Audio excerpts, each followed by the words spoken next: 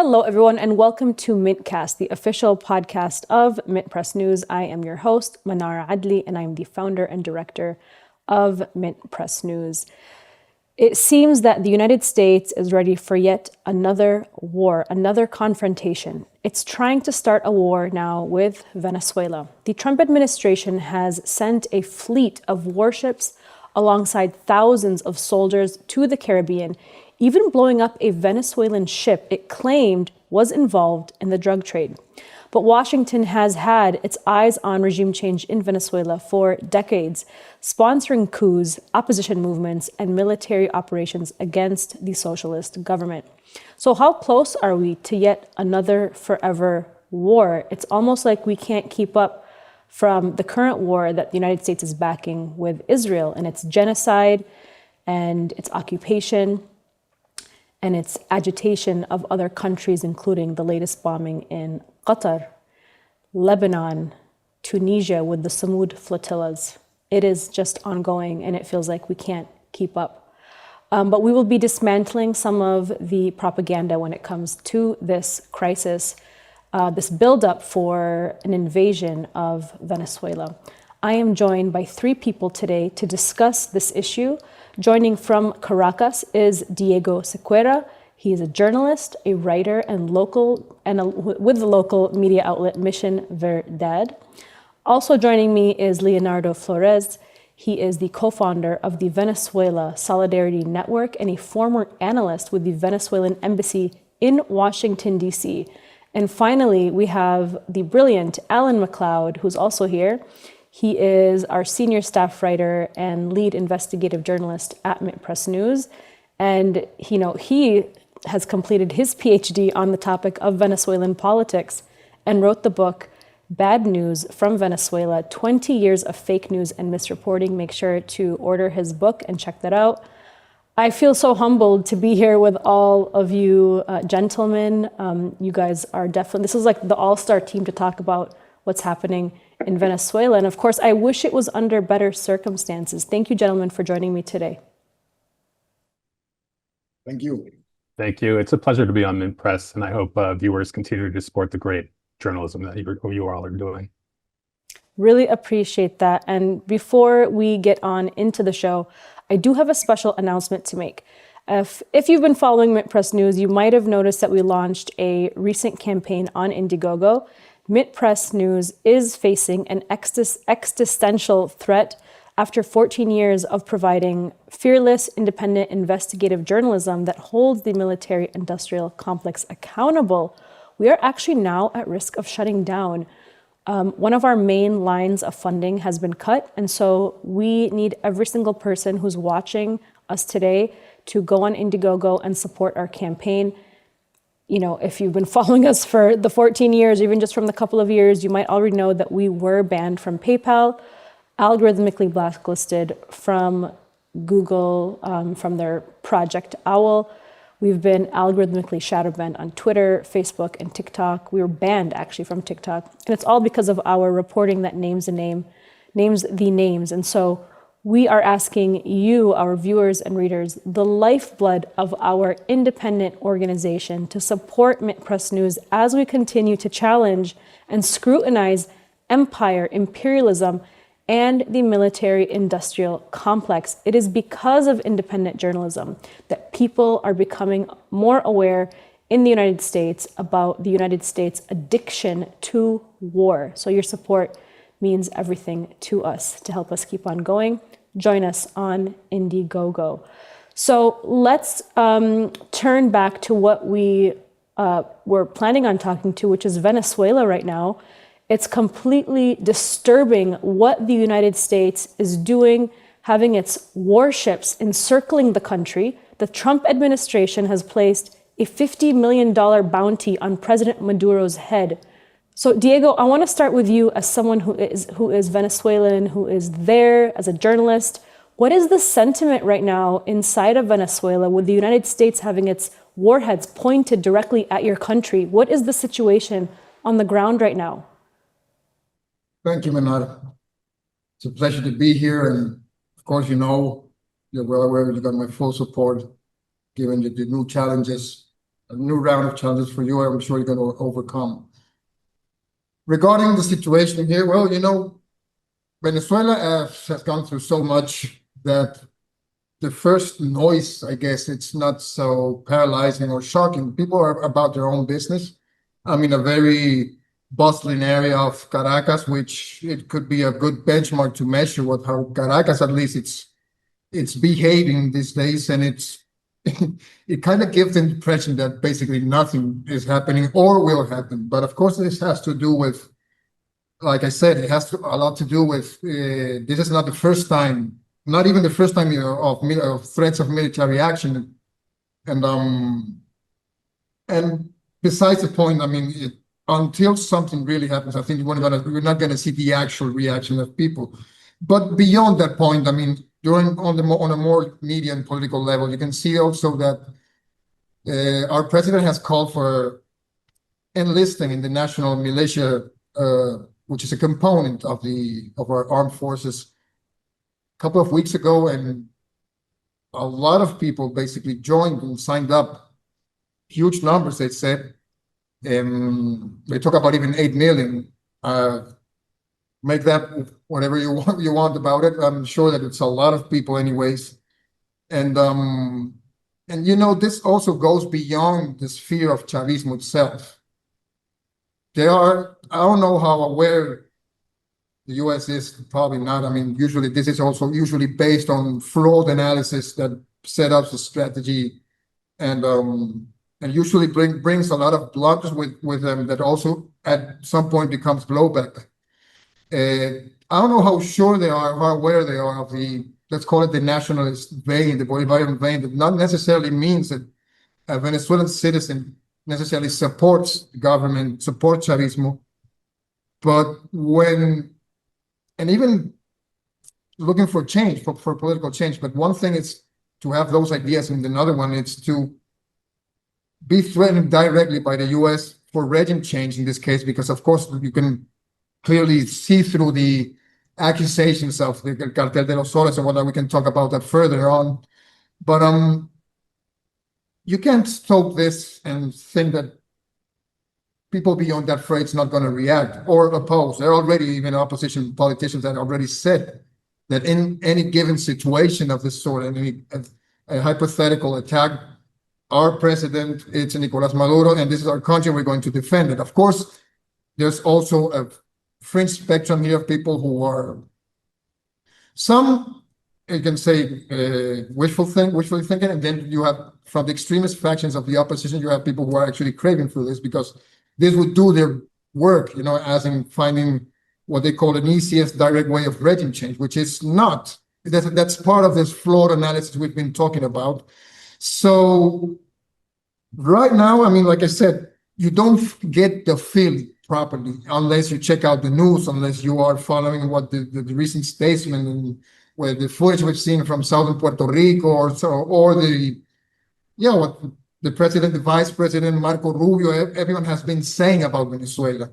So one has to be cautious, and we don't expect the best of the situation right now, but there's no fear on the street, which is like the main headline I would choose to sum up the situation here right now.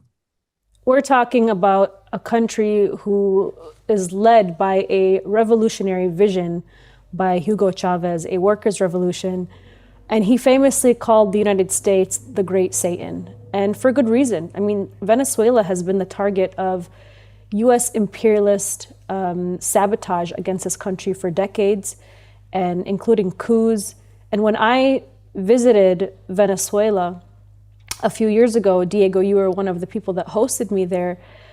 I mean, I was there as an independent election observer, and I met with people and I walked through the streets, and it was just so beautiful to see just how much support people had for the revolution that Nicolas Maduro was carrying on. And it was obvious that Venezuela is a country that represents resistance to US imperialism. And it does not surprise me that every single attempt the US has made to overthrow the government in Venezuela has failed.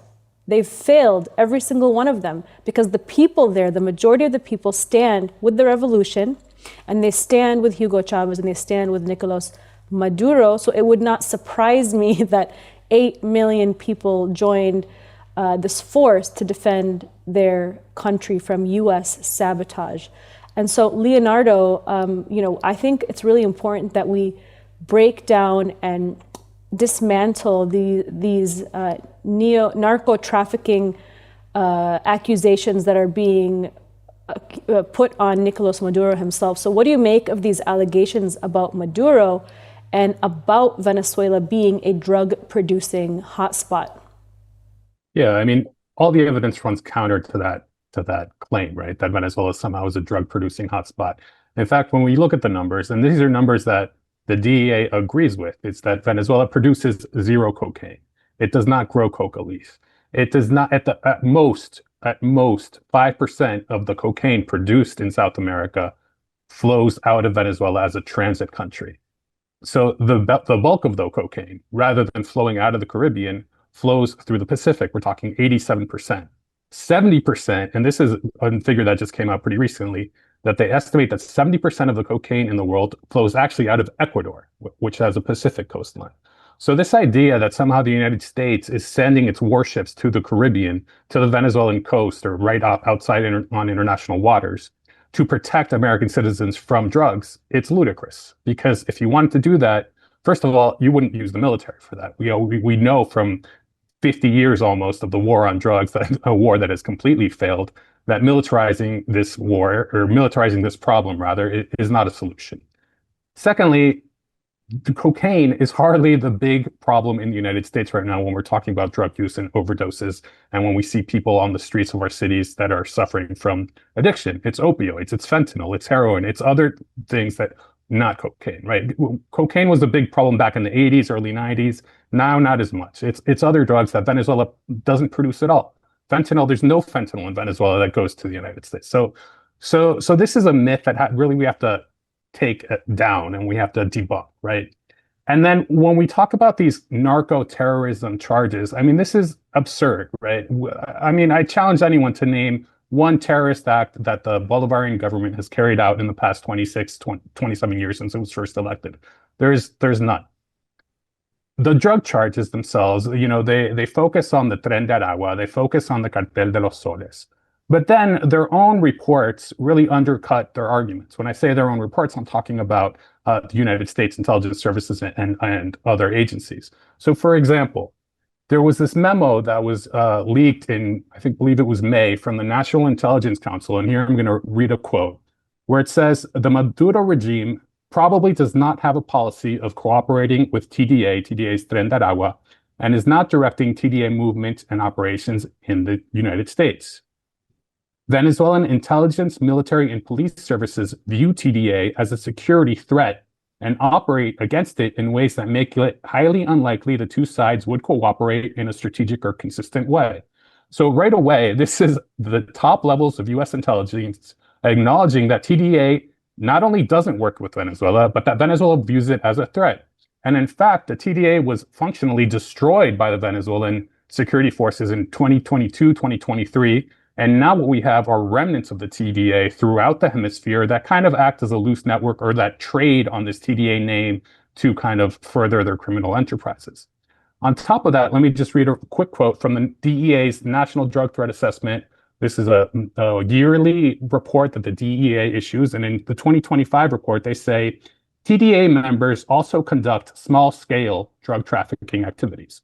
So in this DEA report, the only mentions of Venezuela are in these two paragraphs about TDA, where they don't even say that it's a cartel, and they don't go into narco-terrorism.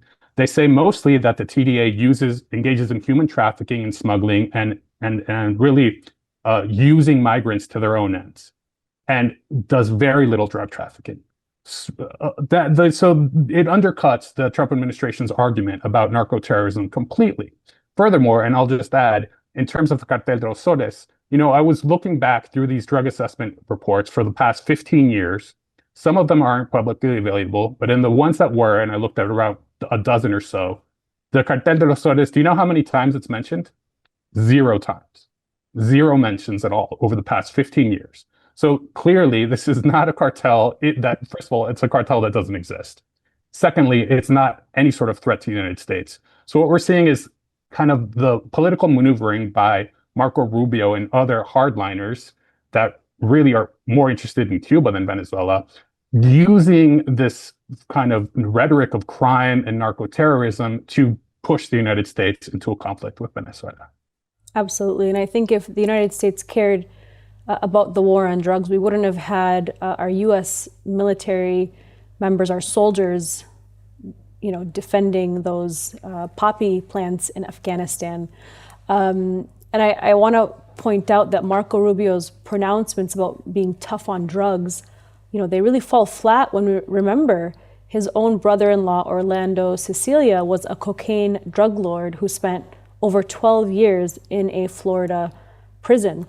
So, it's obvious that Washington has always wanted to gain back control over Venezuela's oil and Venezuela's incredible mineral wealth.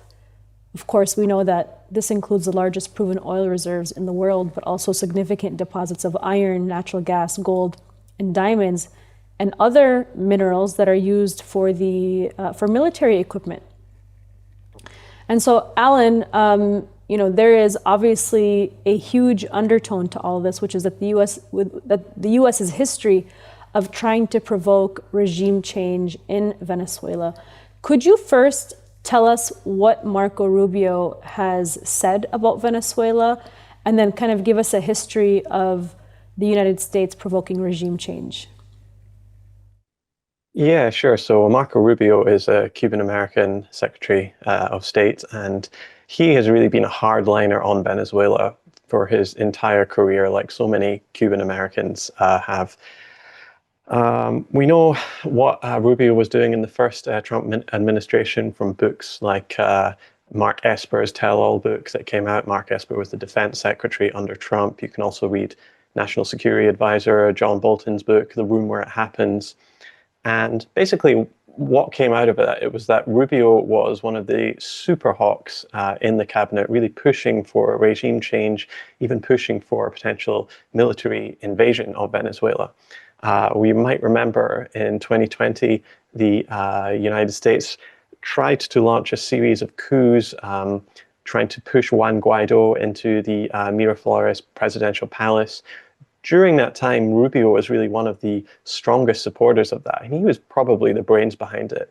You might even remember him tweeting pictures of Gaddafi being lynched and sodomized to Nicolas Maduro at the time. So he was putting that out in a public forum, snuff pictures, basically, trying to intimidate a government and a foreign official in that way. So Rubio, yeah, he's one of these the real hardliners. I did call him a mastermind, but frankly, it's clear that he doesn't really understand a lot about Venezuela. There was one time when I remember he was on social media talking about how the socialist government is falling, and a reason for this is because the German Dam in Venezuela had been destroyed, but he'd completely misunderstood the article, and actually the journalist who wrote it came in and said, actually, that's not at all what happened. My name is German Dam. You've completely misunderstood what's going on here. And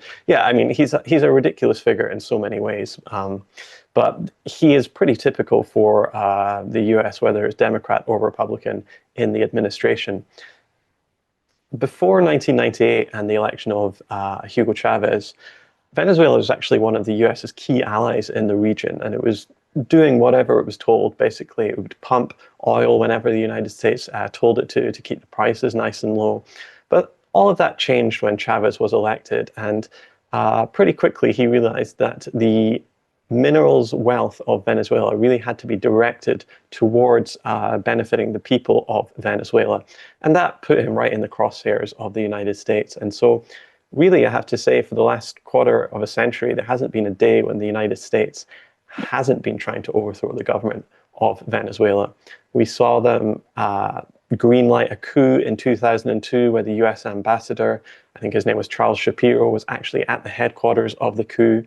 The NED and USAID, these shadowy government organizations that funnel money to political organizations all over the world, have very deep footprints in Venezuela, sponsoring so many opposition groups, whether that's political, social, economic, NGOs, everything. They've been sponsoring, the Venezuelan opposition for many decades now. The US refused to recognize the 2013 elections, which saw Maduro come to power. They were the only country in the world, actually, that refused to recognize these elections. So the US stood in splendid isolation. And then, as we were talking about earlier, under the Obama administration, since March 2015, the United States has formally been under a state of emergency, supposedly because of the extraordinary threat Venezuela poses to the United States. And what these sanctions, which should really be called a blockade or unilateral coercive measures, mean is that they've basically been trying to destroy the Venezuelan economy. And even though they haven't been able to overthrow the government, they have had significant success in making the people of Venezuela suffer. But that was really turned up to 11 when Trump was elected in 2016. Trump, as we know, supported Juan Guaido. He greenlit the ridiculous Operation Gideon, often called the Bay of Piglets, where former US Green Berets led a group of mostly Colombian mercenaries to try to shoot their way into the presidential palace and install Juan Guaido as a dictator. They supported this ridiculous parallel government, and they've also been engaging in incredible acts of international piracy, trying to take Venezuelan vessels from open seas and seize the cargo there. The Bank of England famously seized nearly $2 billion worth of Venezuelan gold and basically transferred it to the parallel government led by Guaido. So there is this very long history going back almost from day one in Venezuela of the United States trying to overthrow the country. And that's the critical backdrop which pretty much none of the corporate media outlets that you read about Venezuela ever fill you in on. And so the public are just generally none the wiser on what's actually happening in the country. Absolutely. I mean, the media specializes in not providing any sort of historical context to U.S. sabotage of other countries so that they can continue to manufacture consent for these regime change wars. But it seems like the people in Venezuela are not backing down. They're uniting more than ever. Diego, we talked a little bit about this militia that's being formed of nearly 8 million people, just a really incredible number, but it really shouldn't surprise people. We have a country that is dedicated to defending their country. I mean, if you think about it, if we had a threat here in the United States where a foreign government or foreign military was about to invade here, we would have a military that would organize, and we'd have probably citizens join the military to support and defend their country. So it's not at all surprising that that number is at 8 million right now. Could you tell us more about these militias, Diego, and what their role is and how seriously Venezuela is taking this threat of a US invasion?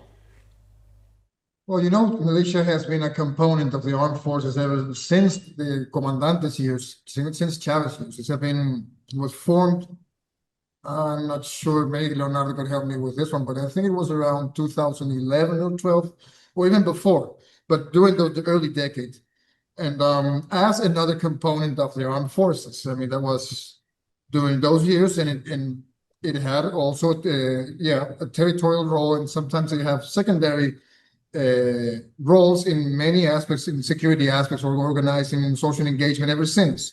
It's not as kinetic, let's call it that way, as other components, of course, of the armed forces, but it has been there ever since. So, and the rationale behind it is quite clear, and also it has been clearly stated also by our president recently. He said, if something gets to happen, we're going to have a republic in arms, which of course this has to do also with an asymmetric approach to the threats that we're dealing with regarding the US, and regarding also, because you can't dealing one from the other, of the internal threats. Since the last election, presidential elections last year on July the 28th on, our interior minister, Diosdado Cabello, told couple of weeks ago in one of those press conferences showing one of the recent one of these terrorist plots was foiled, which involves, by the way, Albanian narco clans who operate from Ecuador, U.S. mercenaries and from other places, and extremist factions of the Venezuelan opposition, which you have to think about that, especially now when they're trying to mix one thing with the other, as in, what about if there was some sort of upheaval, some sort of turmoil going on inside Venezuela when all this flotilla, all this task force arrived near our shores? It kind of, and it's something that's not, that has happened before. It happened in 2015, 2016 with the criminal insurgency that was brewing during those days. Right after that, we had one of the most violent unconventional warfare / color-coded revolution attempt back in that year. So timing and pacing, I think it's essential here. So that also explains the role of people who are actually ingrained in their own communities, in their own territories, who knows everyone, who knows also the land and the security demands it has in order to make an even more comprehensive and thorough approach to security in all levels. That's basically the rationale behind it. Of course, it also has the classics elements such as, popular prolonged warfare, like Maoist style, and that kind of documentation, let's call it that way, that kind of doctrine. But it has been ingrained in the national defense doctrine ever since. And yeah, I think that it's important they also have, to some extent, also have intelligence roles, and they have social intelligence role. I mean, they're not part of the security system itself, but there are always people who are, inteligencia social, they call it here, social intelligence, people knowing what's weird, what's going on around their own surroundings, and being able to report and to seriously, this is important, assess what the nature of those threats that we're talking about, because that's also part of the equation, let's call it that way. So that's basically its role ever since. And so now basically what we've seen is just a big mobilization towards raising the numbers even higher. And I might add, this also, I think it has also a psychological effect, a deterrent effect, I might add. And I think this also plays out in how the psychological sphere of this moment plays out. If there wasn't this kind of response the last couple of weeks, probably the U.S. assessment regarding how easy, how slam dunky-ish was to intimidate, to find some breaking point inside Venezuela would have been more obvious, and it isn't because of this, I think. Well, I think a lot of people. Oh, go ahead. I was just adding, among other aspects, of course, but that's an essential one. That was what I was adding. Okay, and I appreciate you explaining that. I think a lot of people are curious, why now? Why is Trump doing this right now? Like, what is it about this moment?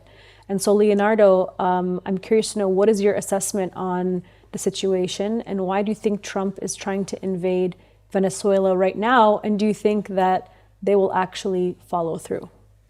Yeah, I mean, I think it's interesting because right now there's a very clear divide within the Trump administration.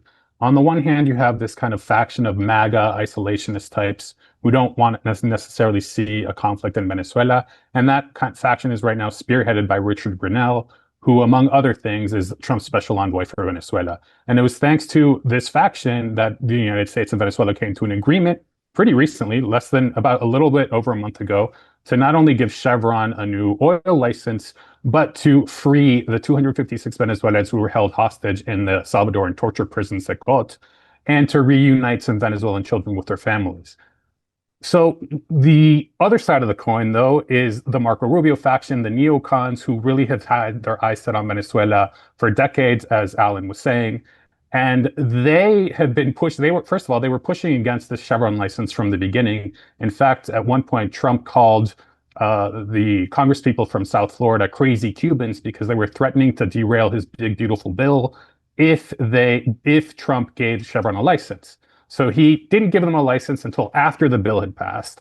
But instead of denying the license, what he did was allow this military deployment to the Caribbean. So that's one of the reasons why now. It's because there's this infighting within the Trump administration. Another big reason is, we're seeing Trump use the rhetoric of crime, not just against Venezuela, but internally in the United States. He's not only deployed National Guard and ICE throughout Washington, D.C., but he's threatening to do it in Chicago, Baltimore, New Orleans, many other cities. That goes along with what we're seeing in Venezuela. And part of it, and I think, I live in Washington, D.C., and I was at a rally last week against this occupation of Washington, D.C., and I saw dozens and dozens of signs linking the occupation of D.C. to the Epstein case, right? So I think that plays a role as well in trying to change the topic of conversation from Epstein to crime and to Venezuela and to anything else that could stick. I don't know that an invasion is imminent. To invade Venezuela, they're definitely going to need more than the 5,000 Marines that are on board these ships and more than the Marines that are training in Puerto Rico. They're really going to need help from Colombia and Brazil and from the regional bases they have all around. Right now, those conditions don't exist. But that's not to say that there is no danger, right? The danger is that the Trump administration is going to start bombing inside Venezuela, as they just said that they've been discussing over the past week. And then at that point, we would see Venezuela respond and something could escalate and go out of control. To me, the reason, or at least one of the big reasons that they deployed the fleet, was to cause kind of a psychological break within the Venezuelan people, and more specifically within the Venezuelan armed forces. Because when we saw these ships first arrive, if you looked at social media in Venezuela, they were saying things like, "Oh, now is the time for the people in the armed forces to rise up against Maduro," and they do this pretty regularly. But you see the traffic spike when the U.S. is planning something. So they're trying to get all these generals to flip, and it didn't happen. They're trying to get the Venezuelan people to really rise up against their government, and it didn't happen. Instead, the opposite has happened, right? We've seen the armed forces in Venezuela become more cohesive, and as Diego mentioned, we've seen the people take more significant role in the defense of the nation through the militias. Alan, what do you think of Leonardo's assessment?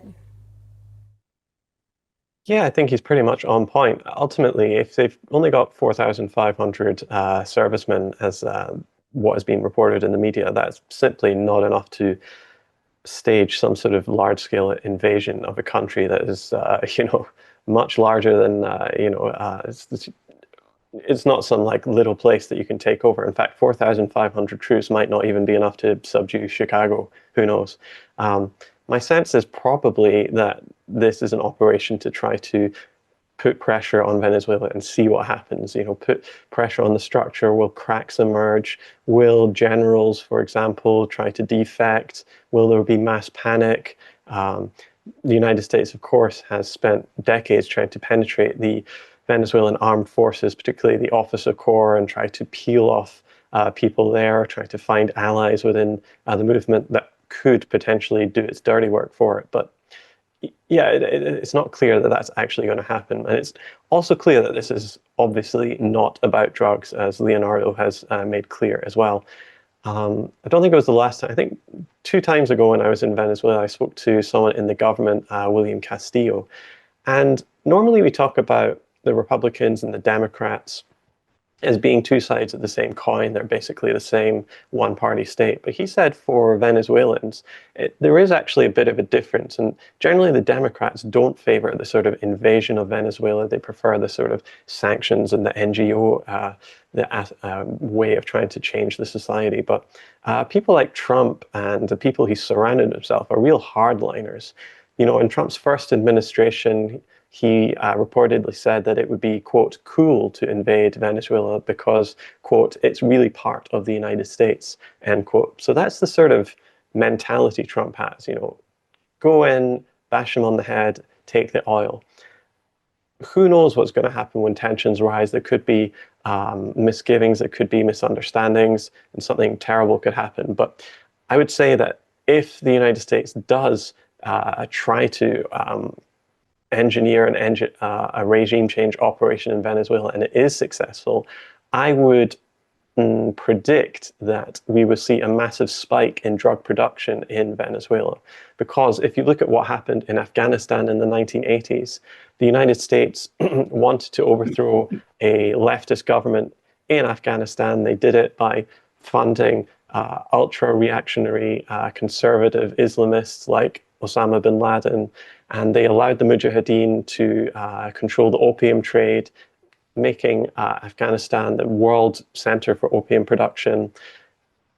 In Nicaragua in the 80s, the United States tried to overthrow the leftist government there, and they sponsored the Contras, who were deeply involved in the cocaine trade, flooding the United States with cocaine.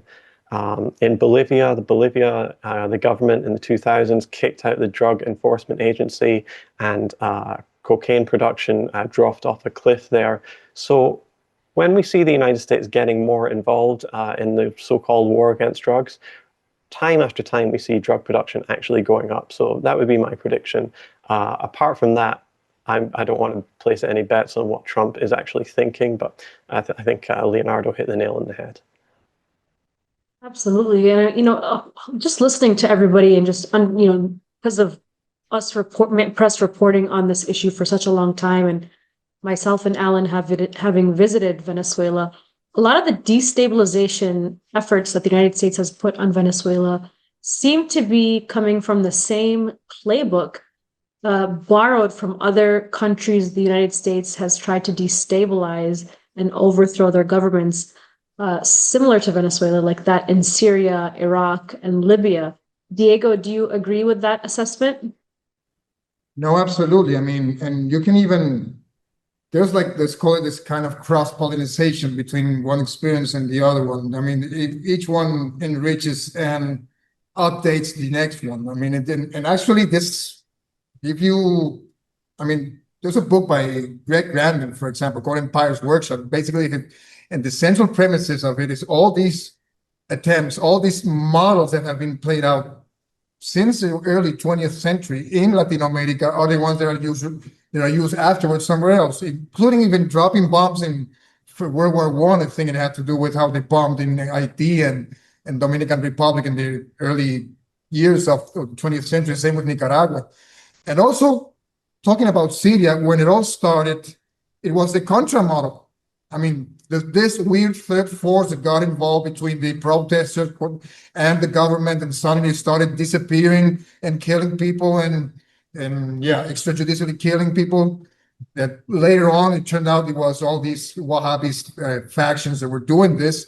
That's a Contra model. And actually, you had, I forgot his name, Robert Ford, the ambassador for the U.S. there, was number 2 from John Negroponte in Honduras.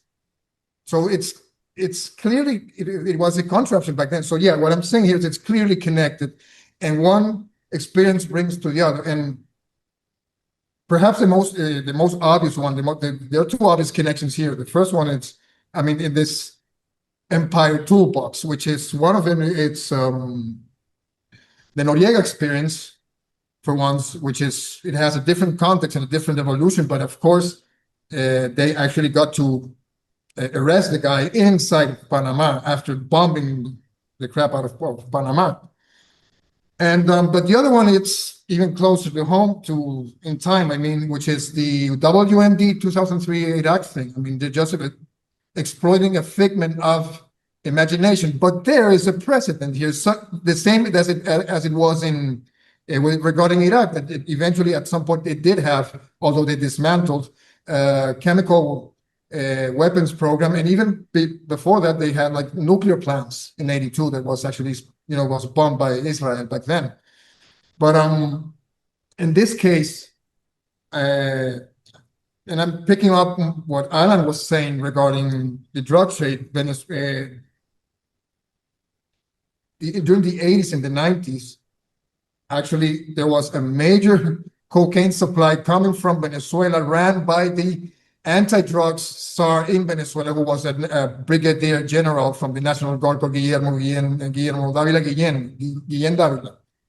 Guillén Dávila, who was actually, at some point he was indicted because he was caught with trying to send a ton and a half of cocaine after he was already doing it a long time.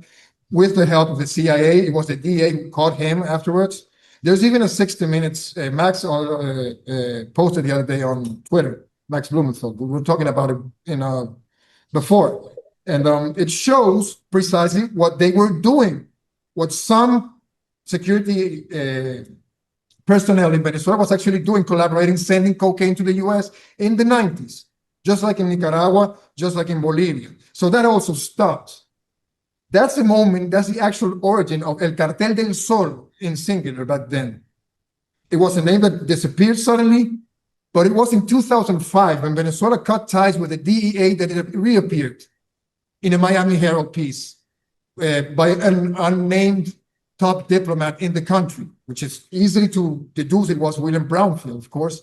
But so there's this, I mean, the Cartel de los Soles tag comes from a CIA creation back in the 90s, during, well, while they were funding themselves with cocaine trade and sending cocaine to Florida. Cocaine that was indicted in Venezuela. So you have that element there, and then it, of course, it took a life of itself, a life of its own throughout the years.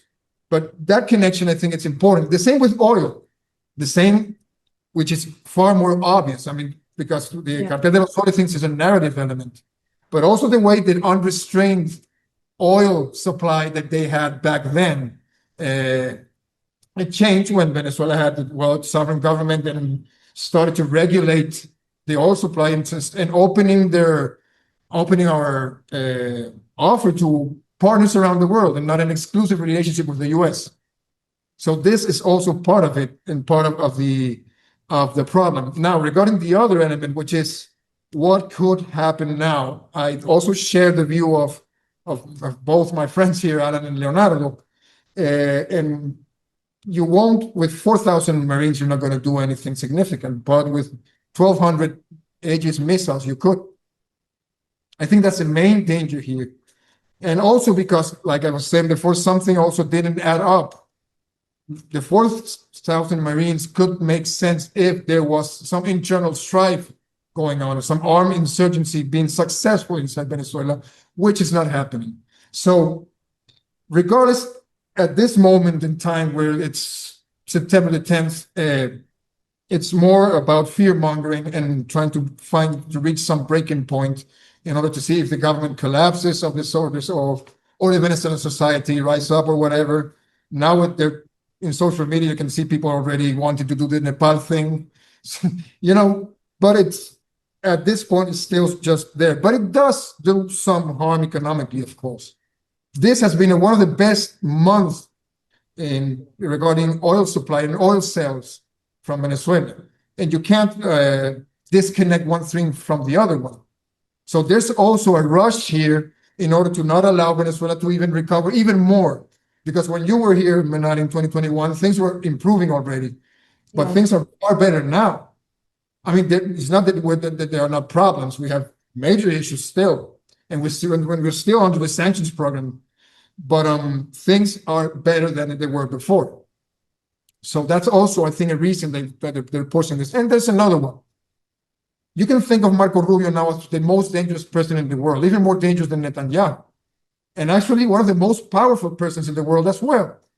Because he has a dual, and not a dual, a triple score there. He has State Department, I mean, he's the State Secretary. He is the National Security Advisor, interim, but he is. And he also is the main interventor of USAID. So he has like 3 very important power structures that actually deal with this kind of things in a moment that, the world is going kind of bonkers. Think about Nepal. Think about the armed confrontation in Cambodia and Thailand a few weeks ago. Think about all this going on precisely at this moment. And he knows he might be running out of time. He knows he could lose Trump's ear at any given time and lose whatever. So this is his opportunity, and that's why he's pushing so hard. That's a really interesting analysis about, the world is in just chaos right now, and this is Trump's moment to do what he needs to do in Venezuela. I think a lot of people are curious to know is, why does the United States care so much about overthrowing Venezuela? And I think we answered that in different ways throughout this conversation. And maybe one of the most obvious ones is that the United States and companies like ExxonMobil want access to Venezuela's oil. But another aspect is that Venezuela holds this massive mineral reserve that the military industrial complex wants to get a hold of, the same kind of minerals that are fueling our tech industry, for the same reason why Congo has been the victim of modern day colonialism. And so then we also have, the fact that Venezuela is building trade agreements with countries like Iran, countries like China and Russia, and it's giving them access to the oil and the minerals and not the United States, but also because Venezuela was kind of pushed in a corner, sanctioned, and didn't really have much of a choice other than to create these economic ties. Leonardo, can you expand on those points? Yeah, I mean, I think we first have to look back to when Venezuela was first sanctioned, and that was 2006 by the Bush administration that imposed a sanction on weapons sales. Up to that point, as Alan and as Diego were saying, up to the 90s and when Chavez was elected, Venezuela was a very close ally of the United States and basically bought almost its entire weapon systems from the United States. So when Bush does that, it forces Venezuela to go to other countries for its military needs. And one of the things about that particular sanction was that it didn't allow any U.S. components, which most NATO countries that deal in weapons use U.S. components in one way or another, forcing Venezuela basically to buy from China, from Russia, and from Iran. So that it's basically the United States kind of shooting itself in the foot and creating these conditions to have some sort of adversary in South America when Venezuela doesn't want to view that relationship with U.S. as necessarily an adversarial one. And when we look at why the United States is going after Venezuela, you mentioned it, right? It's gold, it's oil, it's minerals, it's gold, it's all these resources. Laura Richardson, who was the head of Southern Command, a couple of years ago, she did this really notorious interview in which she basically listed all of the resources that are in South America and said that the United States has to do whatever it can to get access to those minerals and resources. So this is a long-term plan to take control, not just of Venezuela's oil, but its rare earth minerals, its bauxite, its gold, its water, whatever you want. The thing is, when Venezuela renationalized its oil industry under Chavez, it didn't kick out the United States companies, right? Chevron has stayed in Venezuela. Chevron's been in Venezuela for over 100 years, if I'm not mistaken. But Exxon left. And Exxon left because they didn't like the deal, and they sued Venezuela for about $10 billion in these international courts, and they won an award of about $1.5 billion. And since then, Exxon has had painted a target on Venezuela. And what we're seeing now is some of Exxon's labor comes to fruition because Exxon has heavily invested in Guyana, and Venezuela and Guyana have a border, and they have a border dispute that dates back to colonial times. And now Exxon is using this border dispute to kind of push Venezuela onto a confrontation with the United States. We have to remember that the president of Exxon at one point was Rex Tillerson, and he was invested heavily in Guyana right before he then becomes Trump's first Secretary of State. And then Rex Tillerson, as Secretary of State, is one of the very first ones in the Trump administration to threaten a war on Venezuela, to say that if there's a coup in Venezuela, the United States would welcome it. And so we see all the paper trail that really heads to Exxon trying to foment and trying to push for some sort of conflict with Venezuela. So resources and control of resources is a big part of the story here. But another part of the story, because it's not just oil, it's about geopolitical control. And since Chavez came into power, Venezuela has exercised an independent foreign policy. And that, for the United States, is a huge crime in terms of Latin America, because any country that tries to exercise independence in a very real way becomes under the foot of the U.S. government, whether it's Cuba, Nicaragua, Venezuela, Bolivia, you name it. And so that kind of explains that it's not just oil, because Cuba and Nicaragua don't have the resources that Venezuela has, and yet they are under very similar pressures. So there's all these factors, but yes, of course, oil and geopolitics are the two main ones. Absolutely. And I know we don't have a lot of time left, but I want to end talking about Gaza because, it's a tragedy that's taking place before our eyes. It's being live streamed, a genocide on our smartphones. And when I was in Caracas I couldn't help but notice walking through the streets, graffiti all over the streets of Caracas, calling Netanyahu a baby killer, and fists in solidarity with the people of Palestine. And from what I know, Hugo Chavez made Palestine a national cause for the people of Venezuela. Venezuela has been resisting US imperialism on the international stage, not just from, pushing back against sanctions, but standing on the right side of history and standing against US colonial and Israeli colonial projects, including Palestine. And so I want to talk about how these two issues are fundamentally part of the same story. Alan, can you explain that to us? Oh, yeah, it's all part of the same world system. They're so interconnected. Last year, I was speaking to the Palestinian ambassador in Caracas, and he said that Venezuela was the leader of the world in terms of Palestinian solidarity. And as you said, Mnar, if you go to Venezuela, you can really see this. You can see Palestinian murals everywhere, flags draped out there. There's, as I said, murals of famous Palestinian poets, writers. You'll even see people like Hassan Nasrallah on the walls. And for the longest time, I mean, Hugo Chavez, as you said, made Palestine an issue. This was more than 15 years ago. He condemned Israel as a terrorist state and broke off relations with Israel. And, even at the last national elections, when President Maduro cast his ballot and, in front of all the TV cameras, what did he say? He said, "Long live free Palestine." That's what he decided to say in that, 5-second soundbite where it would be played to the nation and be played all around the world. And on the other side of that, Maria Corina Machado, who was one of the leaders of the opposition in Venezuela, she said that our struggle is Israel's struggle. That's what her message was. So these things are really completely connected in the minds of people all around the world. And you see this in Latin America as well. If you see rallies for right-wing forces, if you watch like a Bolsonaro rally, there's always the US flag and the Israeli flag there. And, in 2019, when the coup against Evo Morales happened, Israel came out and immediately said, this is a victory against anti-Semitism in the world. What did he mean by that? I mean, Israel has a considerable impact in Latin America. I mean, it trained right-wing death squads around the region. So much so that it's just become normalized. I mean, the president of Colombia, Juan Manuel Santos, he actually did an ad for an Israeli mercenary firm while he was president, and he appeared in that. That's how normalized the sort of Israeli military footprint is in many places in Latin America.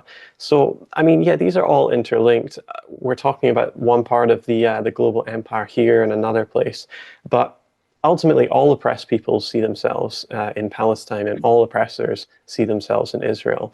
In fact, many Latin Americans even see Israel as a model, a white settler colonial state. That's what they want to implant on their countries, because Latin America is very racially diverse. But when we look at socially and on the class basis, the poor are mostly black and the black are mostly poor. And regardless of where you are, there's always a light-skinned elite in these countries. And so, yeah, the struggle against colonialism and empire is the same all around the world, and people in the global south understand that. One of the best trips and most memorable trips I took was to Venezuela in 2021, and I was extremely angered while I was there. I was inspired by the movement, but I was completely angered by the fact that the United States was sabotaging Venezuela in every way possible and trying to suffocate the people there through sanctions and preventing them from importing very basic parts for their machinery, for example, and preventing life-saving medicine like diabetes medicine for the people in Venezuela that were suffering. But I was also completely in awe at the kindness, the generosity, and the solidarity that people showed with the people of Palestine. I was walking in Caracas with my hijab as a Palestinian, and I was like the only one who looked like that. And everyone was just giving me hugs and, putting their fist up for Palestine. It was really beautiful to see. And so it was just something I'll never forget.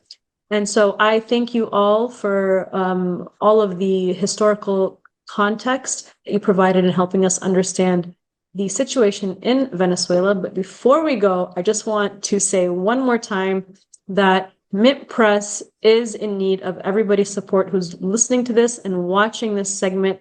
One of our main lines of funding has been cut. And so we did launch a campaign on Indiegogo, and please support us in any way that you can. We are in an emergency fundraising state right now. Thank you so much, gentlemen, for joining me today. Thank you. You.